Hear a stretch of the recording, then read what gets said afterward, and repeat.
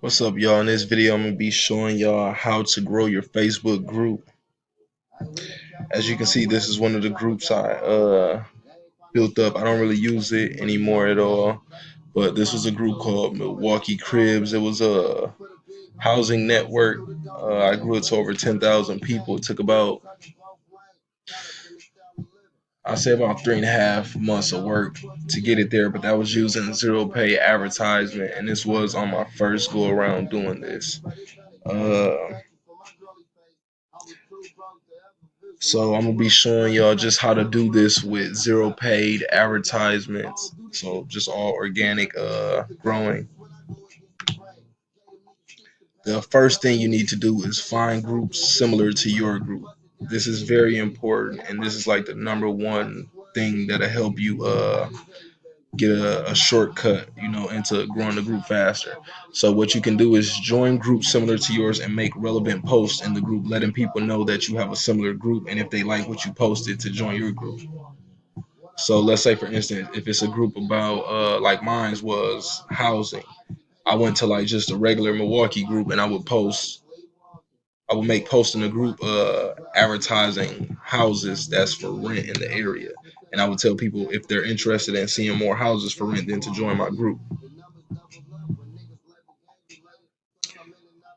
Another thing you want to do is give away free stuff in groups similar to yours and let people know you have more free stuff in your group. So, for instance, like what I just said, I'll post in a group and give away some free value by helping people who might be looking for a house. If they say, "Hey, I'm looking for a house," and this group that I'm joining that's similar to mine, I might find the house that they say they're looking for and post it underneath their post in a comment, just so other people in that group can see my post. And then inside of my post, I'll say, as I'm replying to their comment, I'll say, if you want more houses like this, then join my group.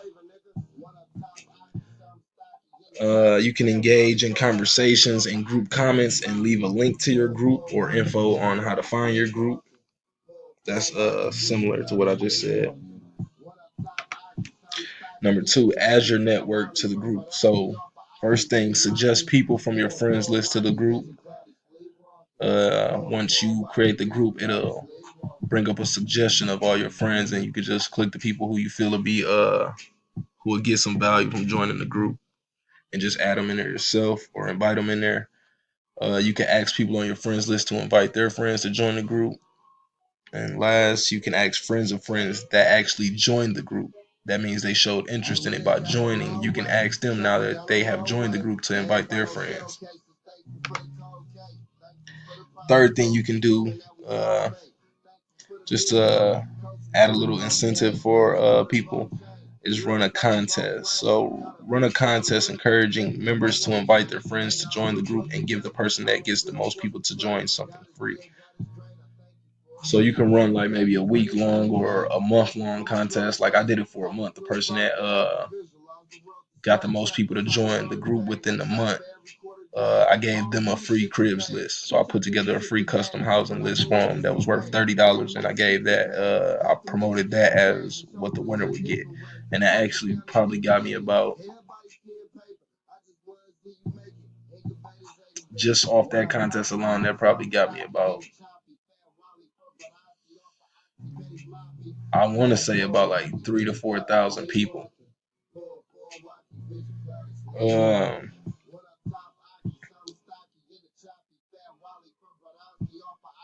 Another thing you can do is run a contest with a call to action, asking people to tag their friends in the post comments. So let's say if I put up a post about a house, and I'll say, if you know someone who this who might be looking for a house like this, tag them in the comment, and then provide some type of incentive in there for the person that does that. You could also offer free gifts to members of the group's friends who are not members yet. So let's say if you made a post and said, "Hey, do you have a friend who's not a member yet?" Let them know we're giving away one free cribs list to a new member this week. Fourth thing you can do, you should be doing, I should say, is become an industry authority. So make your content not only engaging but informative. So you want to be providing the latest information You want to have accurate information. In my case, I was posting houses, so I didn't want to keep. I wanted to make sure I wasn't posting houses that the numbers were wrong to them, or they were actually houses that were already rented out. You want to kind of try to stay on top of that. Next, you want to be prompt and as helpful as possible when it comes to answering any questions the group members may have. Now, remember, this is your group, in a sense, like an extension of your business or whatever you're going to be doing with it. So you want to treat it that way, and have good customer service, and give people a reason to stick around in the group. And third, you want to also make sure you're being professional. So this is with the posts you make, be mindful of what you're saying, of how you're carrying yourself in the group. Remember that the group page is not your personal page, so things that you might do on your personal page don't, you know, uh, pretty much promote on the group page. So keep that separate.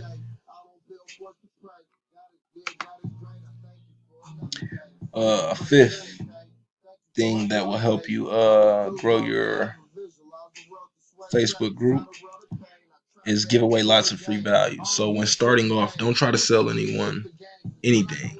Establish yourself as a go-to person for info regarding whatever your group is about. So for me, as far as housing in Milwaukee, I was certainly a go-to person before I started charging people. So even people that weren't in the group, whenever somebody started asking for houses, people would start tagging me in their posts saying, "Hey, join this group," or ask him. He knows where houses are.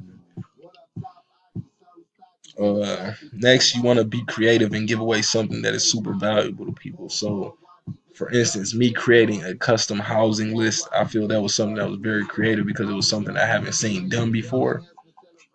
And it was also something that a lot of people found valuable. Some people were working and didn't have time to really, maybe drive around the neighborhoods and put that list together. So being able to tell somebody exactly, what search criteria they were looking for, and giving them $30 and being able to get a list of exactly everything you wanted, that was valuable to some people.